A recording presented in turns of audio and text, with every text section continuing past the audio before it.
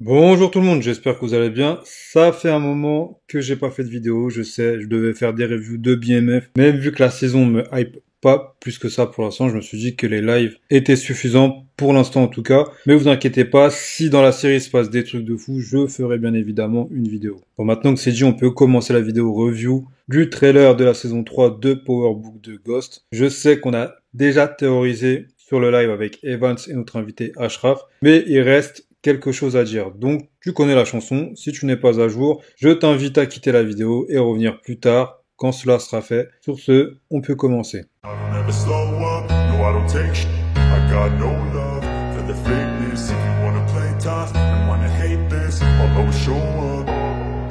Alors, comme je disais, on est là pour une review du trailer et le moins qu'on puisse dire, c'est qu'au vu des images de la saison, ça s'annonce phénoménal. On n'a jamais eu le droit à autant d'actions dans un trailer. D'habitude, on a beaucoup de suspense, des petites intrigues, mais là, on a quasiment une intrigue ou une scène d'action à chaque plan. On peut voir également qu'on a de nouveaux antagonistes qui font leur entrée, comme dit dans le live. Ils viendraient de Londres, Noma et Obi. Et du peu qu'on peut voir, ils n'ont pas l'air d'être là pour rigoler, encore plus quand on sait qu'ils ont l'air d'avoir été en connexion avec Mecha. Mais la vraie question c'est, est-ce que c'est Tariq qui les a convoqués comme il a le sac de Mecha qui est rempli d'informations, ou est-ce qu'ils sont venus de leur plein gré en apprenant que notre cher Dante Spears avait été descendu? Et si c'est le cas, est-ce qu'ils sont aussi des indiques du même calibre que ce dernier, ou travaillait-il seulement avec eux? La question qu'on a en droit de se poser également, c'est si il était au-dessus d'eux dans la hiérarchie ou s'il était juste un chaînon de leur organisation. Je pense plutôt pour la deuxième option, puisqu'on peut voir Tarek et Noma discuter et lui dire tu veux prendre la place de Mecha.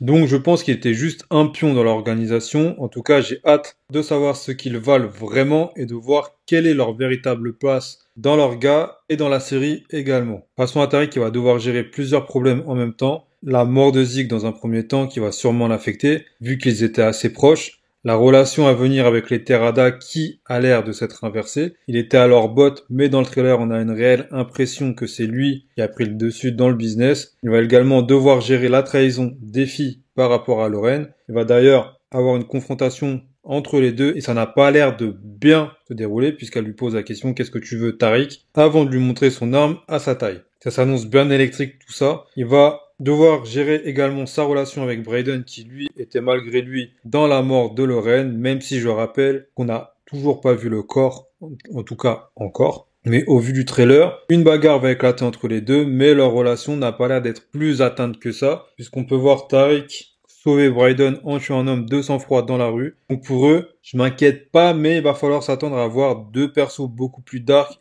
et qui n'auront plus peur de faire le sale boulot. Une traînée de cadavres risque d'être laissée dans leur pas. D'ailleurs, Brayden, parlons-en, on peut voir qu'il a l'air tourmenté à l'idée de cacher sa responsabilité malgré lui dans la mort de Lorraine lors d'une conversation avec Effie, où il lui dit qu'il faut dire la vérité à Tariq. On peut également s'apercevoir qu'il est plus dark et qu'il aura beaucoup plus de scènes d'action, bagarre et fusillade. D'ailleurs, dans le trailer, on le voit beaucoup avec une arme à la main, tout comme Tariq. Donc il va falloir s'attendre à une transformation de ce personnage par rapport aux saisons précédentes, et ça j'en avais déjà parlé dans une vidéo sur Brayden, ainsi que dans les lives précédents. En tout cas, je ne sais pas pour vous, mais moi je suis pressé de voir son évolution. C'est certainement l'un des persos les plus intéressants de la série. Passons maintenant à la famille Terrada qui, dans cette saison, sera en deuil suite au décès de Zeke, qui, rappelons-le, a été tué par Lorenzo, qui pensait tirer sur Mecha. Mais ça, sa famille, et particulièrement Monet, ne le savent pas encore. Et celle qui pourrait tout relier n'est autre que Diana. Encore une fois, elle sera le facteur X de cette famille. Je pense que c'est à cause d'elle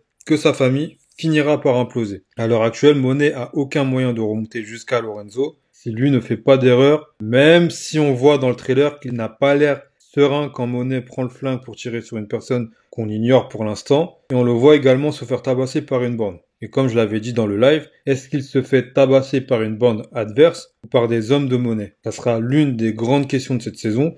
Autre question concernant ce personnage, va-t-il mourir durant cette saison ou survivra-t-il au moins jusqu'à la saison 4, qui a déjà été annoncée, je le rappelle. En tout cas, ce qui est sûr, c'est qu'on aura le droit à deux monnaies durant cette saison. Une première qui sera submergée par son chagrin dû à la perte de son fils, et une autre qui va se laisser envahir par la haine et la colère. On aura le droit à un personnage froid et qui n'hésitera encore moins à tuer que dans les saisons précédentes. Et ça m'étonnerait pas que ce soit elle qui finisse par éliminer Lorenzo de l'équation, donc à voir. Et avant de finir, passons rapidement à Kane, qui lui va sûrement avoir une importance capitale, va sûrement devoir prendre le relais le temps que Monet accepte la mort de Zeke, et va devoir chercher un nouveau connect pour pouvoir écouler la marchandise. Lui, on le sait, ce qu'il veut, c'est prendre les commandes de la famille Terada, chose que son père ne veut pas lui donner, mais dans le trailer, on le voit très proche de sa mère, mais aussi au cœur des conflits. Donc on peut penser que sa place va être beaucoup plus importante durant cette saison, et ça serait une suite logique pour ce personnage, donc à voir ce qu'il adviendra de lui dans cette saison 3. En tout cas, je ne sais vraiment